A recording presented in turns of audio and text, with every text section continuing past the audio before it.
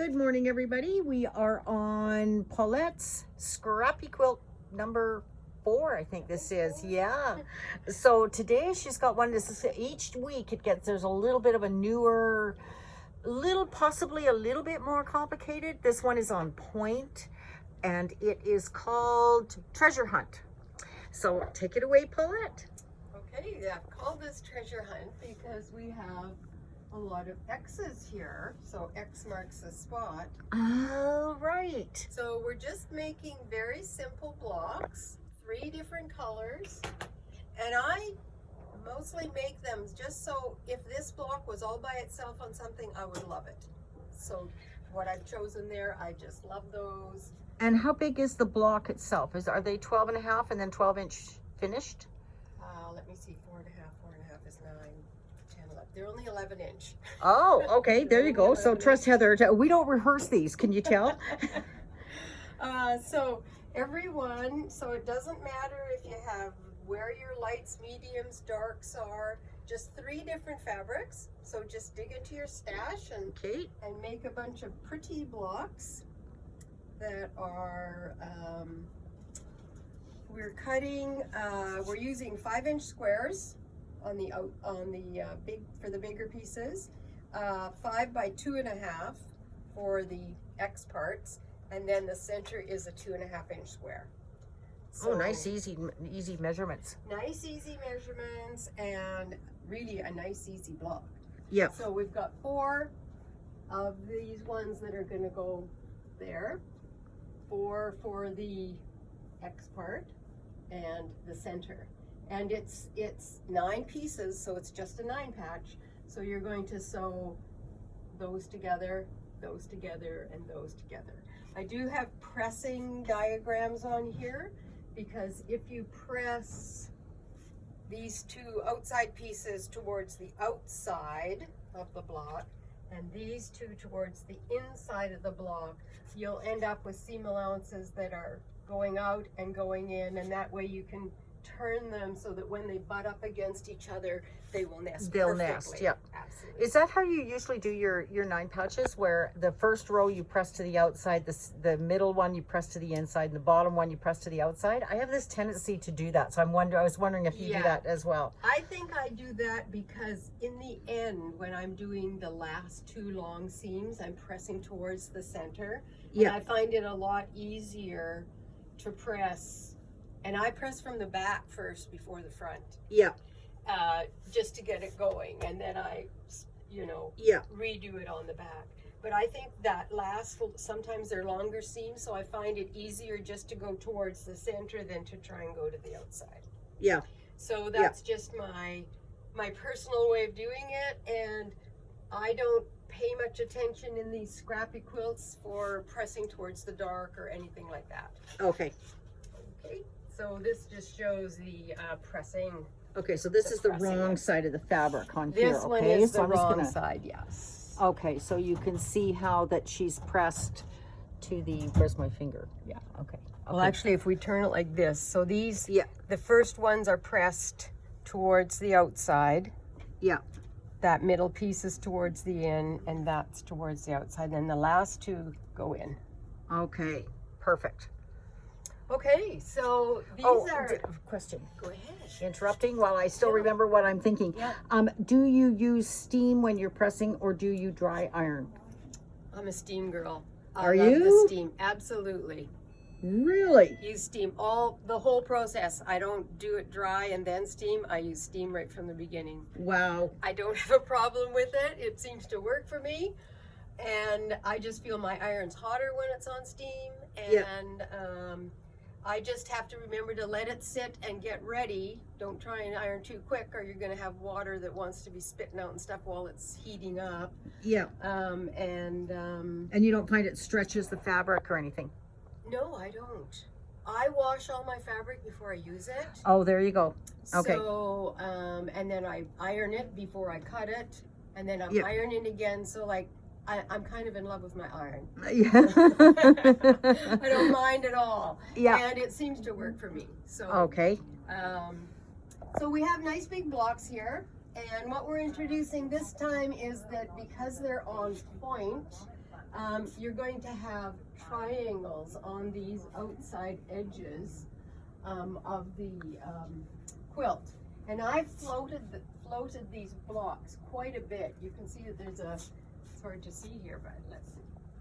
There's quite a big space here, but I always feel like I can cut off some of that if I want to. Yeah. But if it says to cut an 18-inch square and I can get 21, why not get 21? Yeah. I mean, I'm only going to have a little bit left and I might not even use it. So I may as well put it into the quilt. I feel like it floats it enough that I don't even need another border.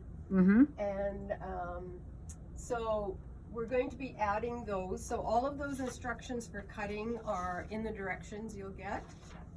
And it's really quite easy. I just sew them in rows and I add my 4 corners last. Okay, so you do the top, bottom, sides. I just do them in diagonal rows. So Okay. I start up there with a triangle, a block, triangle, and then the next row and the Right. next row and the next row. Right. And when I'm pressing, as far as that goes, I'm always pressing. These ones I would press towards the outside because there's no seams there. Right, So it's why gonna- would I press yeah. it? Yeah, You know, kind I of press let it go where it towards the wants easy to. way, right. And then when I have a long row like this, I'm always pressing towards the side that has, you know, this has no seams here, Right. so I'm not fighting with any seams there and there, so that would be pressed that way, that would be pressed that way. Okay. Okay, so And thought I would like, do you lay them all out before you start to sew it all together, I or absolutely do you? do. Yeah. I play around with them until I'm happy with how they're sitting. Right. And it's not that I have a plan in mind or anything. I just like maybe wouldn't want two that have got, you know, kind of a busy print and this busy print like maybe next to each other. Right. Maybe little things like that, but really I'm just kind of laying them out. So my stash, we're using our stash, is quite eclectic and it's quite bright. So I thought I would sew up a little sample that's a little bit more calm and might suit the stash of This is a really pretty one, you guys. of some other quilters too. So this one, this is also out of my stash, but this is very carefully curated to kind of suit something a little bit more soft. Not pretty. And still, it's very scrappy. Every block is different. I've mixed, you know, some very vintage things with some very modern things. So question, when you're sewing this seam, like this seam right here, Yes. where it's going to meet up with this seam, Yes. do you turn the block so Yes. that you're going That's to? why we have, that's why the backs are ones that you'll have a side that, so when I feel here, I can feel that I've pressed towards the center there. So Yeah. when I'm laying my next block out, I want to make sure that I have the ones that are pressed to the outside going Right. that direction, not that direction. Right. So that all throughout the whole quilt, everything is nested. Yes. Yeah. Okay. Yeah. Okay. So that's a nice, you know, it's just one less little challenge you have as you're sewing along. Yeah. So this one has a lot lighter feel, and I mean, I think it could easily be a baby quilt or Yeah. baby rug or whatever they're using them for. And, but it's still out of my stash. I just was very careful to pick things that weren't quite as bright as Yeah. my usual palette. And having the setting triangles a light color as well, Yeah. I think sort of contributes to that. Yeah. I love this one here. This block. I don't know why that I like that one so much, but it's just, I really like that one. Yeah. Well, it is really fun making each block, just picking 3 colors and seeing how they look. Yeah. The only thing I would mention is that perhaps you have a block that has a very directional, Such as this one here. such as this one here. So when you lay them out, just make sure that you lay them out so that you have it Right. going, because it would be quite distracting maybe not so much in this one, but this one here that's got the little bumps. Yeah. If you had one of them going sideways the other way, Yeah. I think your eye gets a little bit jolted there. Yeah. And there's enough going on with the scrap quilts anyway, you know, for your eyes. You need a few spots for it to rest. So I think if you're even this little sample here, these are directional flowers. They all have stems that go down the same way. Right. So I would intentionally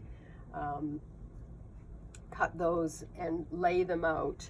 And I lay out all of my blocks before, like I lay out the whole block, I sew that whole block, I lay out the next block, I sew the And next you'd block. have to do the same thing with this one here, because Yes. if you had this turned, because these are not perfect diamonds, right? Like they're Well, I always, longer in one direction.